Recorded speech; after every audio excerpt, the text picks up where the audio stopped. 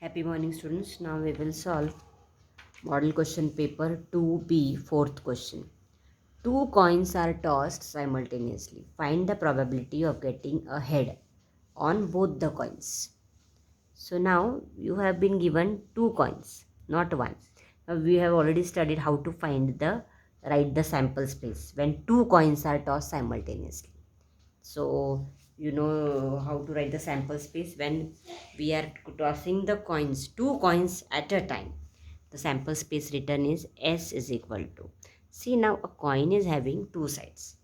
So when you are going to toss both the coins together, so what are going to be the possibilities? On both the coins there can be head, then there will be head on one, tail on another, then there can be tail on one, head on another, and what's the last one left? There is a possibility of getting tail on both the coins when you are going to toss. So this is the sample space. Now what's the next thing they have said? That you have to find the probability. Now the event is, what is the event given? That when you are going to toss the coin, you are going to getting head on both the coins. This they have given to you. So what we will write first? S is given. We will write how many sample points are there. N of S, 1, 2, 3, 4. That is 4. Now we will write let A be the event.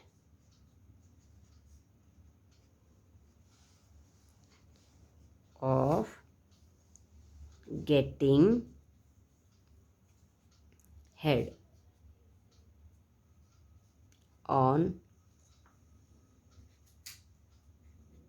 both the coins.